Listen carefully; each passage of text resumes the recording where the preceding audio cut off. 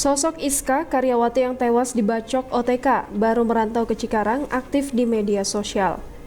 Polisi masih mendalami kasus pembunuhan terhadap Iska Nurrohmah, karyawati yang ditemukan tewas dengan luka bacok saat hendak berangkat kerja. Ditambah lagi, ciri-ciri terduga pelaku sudah diungkap oleh para saksi mata di lapangan. Namun hingga kini motif pembunuhan Iska masih belum terpecahkan. Diduga ada unsur asmara di dalamnya karena Iska bukan korban perampokan, tak ada barang berharga yang raib. Lantas bagaimana sosok dan keseharian Iska? Iska Nurrohmah berusia 21 tahun, seorang karyawati yang ditemukan tewas dengan luka bacok merupakan pribadi yang jarang bergaul dengan tetangga sekitar kontrakannya. Hal ini disampaikan Weng, pengurus kontrakan tempat korban tinggal. Iska diketahui baru tinggal sekitar 2 bulan. Keseharian Iska menurut sepengetahuannya lebih banyak dihabiskan untuk bekerja di salah satu pabrik di kawasan industri Cikarang. Pada saat hari libur, Iska juga tidak sering terlihat keluar kontrakan dan memilih beraktivitas seperti mengerjakan pekerjaan rumah.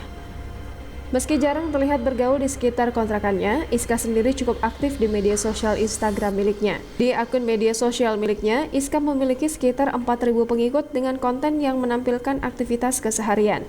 Iska juga kerap mengunggah video dirinya mengenakan seragam kerja, serta kegiatan lain seperti berlibur.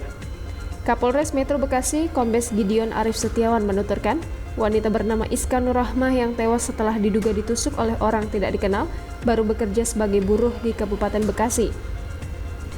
Iska diketahui tewas terkapar bersimbah darah di pinggir jalan Kampung Tegal Gede, RT 206, Desa Mekar Bukti, Cikarang Utara, Karang Bahagia, Kabupaten Bekasi pada Selasa 22 Maret 2022 pagi tadi.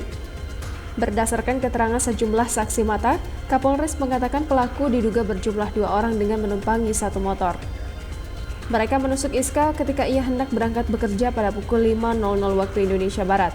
Korban yang kala itu mengenakan seragam kerja tewas setelah ditusuk di bagian ulu hati sebelah kiri.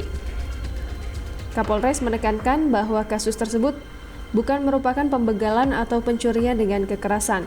Diperkuat dengan tak adanya barang-barang milik korban yang raib saat ia ditemukan oleh warga. Jangan lupa subscribe, share, komen, dan like ya!